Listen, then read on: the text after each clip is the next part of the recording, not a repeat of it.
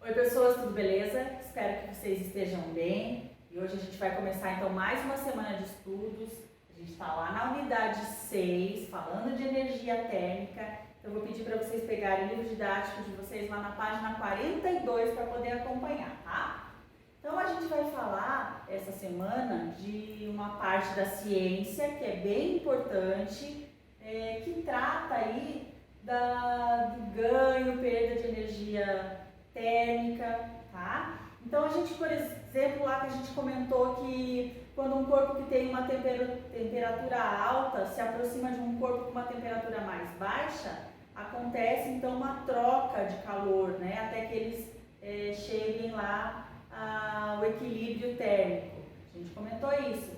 E aí a gente vai trabalhar com essa ciência que estuda essa troca de calor e os efeitos dessa troca de calor, que se chama a calorimetria, tá? Então, assim, nessa situação que eu comentei com vocês, dessa troca de calor, vai acontecer então o quê? Um ganho ou perda de energia térmica, né, ou calor, que pode provocar a variação da temperatura ou a variação do estado físico. Então, por exemplo, lá, se a gente for analisar uma pedra de gelo derretendo, se tornando água. Então, tem uma variação aí no estado físico, do sólido para o líquido, né? E aqui no livro didático de vocês, na página 42, tem um esqueminha mostrando os nomes dessas mudanças de estado físico. Então, por exemplo, aqui, do estado sólido mudando para o estado líquido. O nome desse processo é fusão. A mudança do estado líquido para o estado gasoso. O nome desse processo é vaporização. E aqui na vaporização existem três tipos de vaporização que não são apresentados aqui no livro didático de vocês, mas que são bem importantes, tá, gente?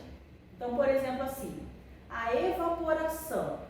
Vocês viram esse termo evaporação lá quando estudaram o ciclo da água, né? Que, por exemplo, a água dos rios evapora, né? Então, esse é um tipo de vaporização lenta.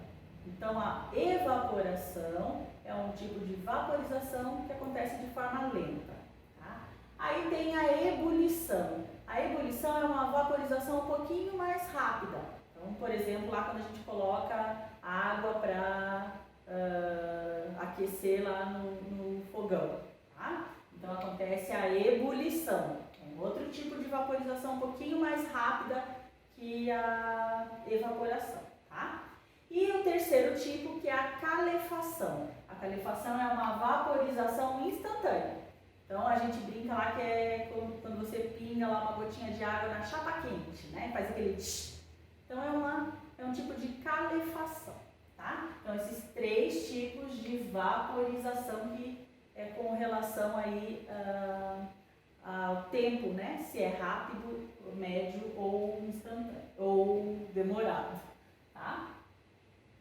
Então, evaporação, ebulição e calefação. Três tipos de vaporização. E aí, gente, quando acontece o inverso, né? Então, do gasoso para o líquido chama-se liquefação ou condensação. Do líquido para o sólido, solidificação. E existem aí situações, por exemplo, do sólido direto para o gasoso ou do gasoso direto para o sólido. Por exemplo, lá no gelo seco, né? Esse processo é chamado de sublimação, tá? Nos dois sentidos, o processo chama-se sublimação.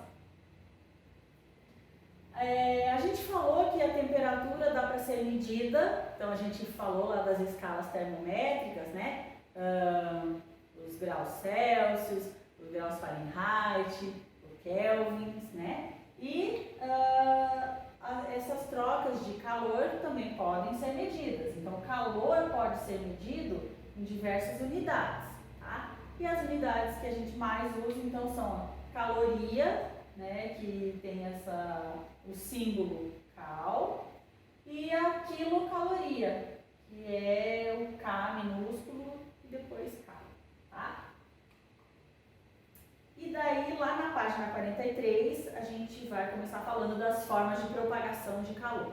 Então, existem 3 formas de propagação de calor, por exemplo, a condução, a convecção e a irradiação. E tem essa imagem lá para a gente poder analisar esses 3 processos aí de propagação de calor, tá? Então, tem ali a fogueirinha, e aí, gente, a gente consegue sentir o calor sendo propagado aí pela fogueira, né? E aí a gente chama esse processo aí de irradiação, tá? Quando a gente aproxima algum objeto da fogueira ali, dependendo do material que esse objeto é feito, pode acontecer a condução de calor ou não, né? A gente vai tratar mais especificamente daqui a pouco de cada um desses aqui. E a convecção, que é o outro processo de propagação que tem a ver aí com o movimento das partículas, tá? Então, são esses 3 tipos aí de propagação de calor mais importantes. Então, vamos começar falando da condução, tá? Então, quando a gente,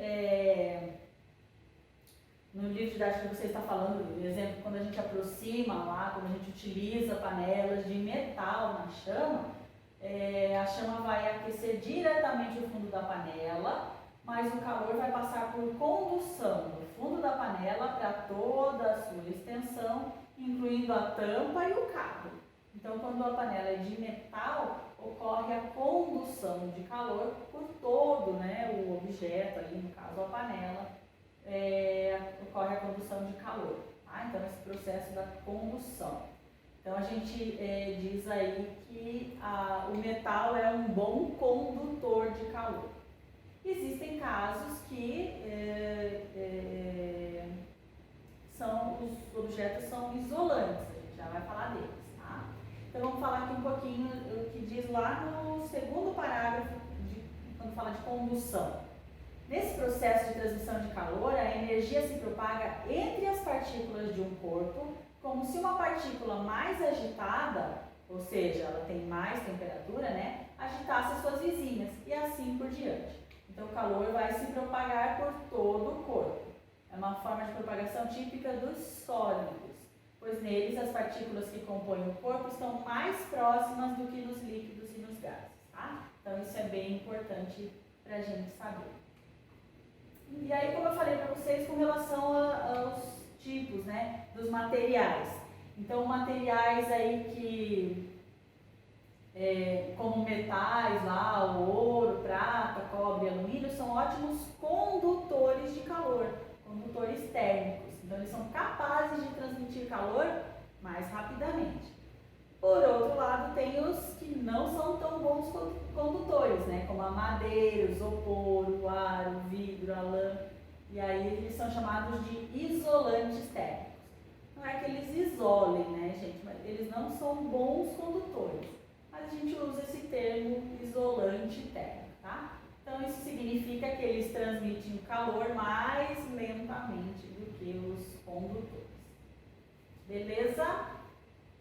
Então, nessa aula é isso. Espero que vocês tenham entendido e a gente tira as dúvidas no WhatsApp ou na live. Beleza, gente? Beijos e até a próxima!